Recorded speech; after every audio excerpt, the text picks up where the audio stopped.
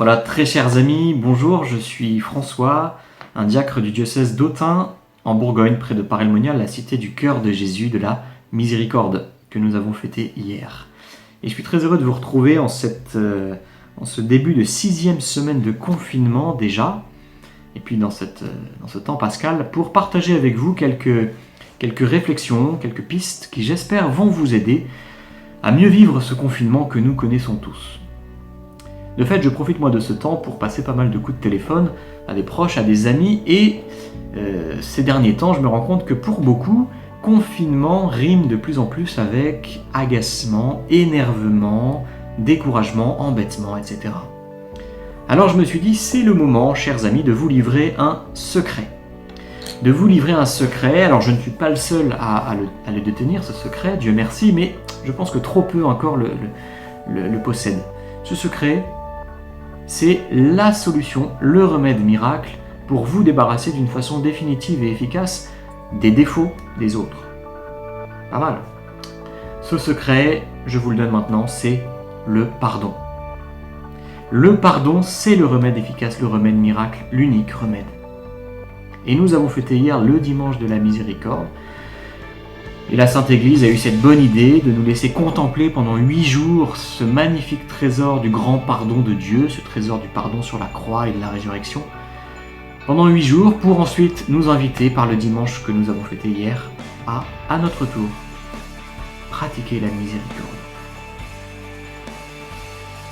Vous connaissez peut-être cet adage, Dieu pardonne toujours, les hommes parfois, la nature jamais. Et en cette période de pandémie mondiale, nous faisons cette expérience étrange que la nature, effectivement, pardonne peu. La première question à laquelle je vous invite à réfléchir, c'est de quel côté de la balance je penche ? Est-ce que je suis avare en pardon, comme la nature ? Est-ce que je suis généreux en pardon, comme le bon Dieu ? De quel côté je penche ? Deuxième question à laquelle on peut réfléchir, c'est peut-on tout pardonner ? La réponse c'est oui, chers amis, nous pouvons tout pardonner uniquement parce que le Christ, Dieu lui-même, l'a fait sur la croix. Nous a montré l'exemple sur la croix. Oui, alors moi, je ne suis pas le Christ. Je ne peux pas pardonner comme le Christ, on n'est pas comme le Christ. Alors attention, peut-être c'est vrai, on n'est pas encore comme le Christ, même si on est appelé à le devenir. Mais ça serait un péché de dire ça parce que c'est justement la raison pour laquelle Dieu s'est fait homme, la raison pour laquelle le Christ est venu dans le monde. C'est pour nous montrer que par nos forces humaines et avec le secours de sa grâce, avec l'Esprit Saint, nous sommes appelés un jour, nous aussi, à tout pardonner comme Dieu lui-même pardonne. C'est les raisons de l'incarnation, les raisons profondes. Alors oui, nous pouvons tout pardonner. Je ne dis pas que le chemin soit facile, c'est un chemin de sainteté, mais nous sommes appelés un jour à tout pouvoir pardonner. Troisième question, c'est comment alors faire ? Comment faire pour pardonner comme Dieu ?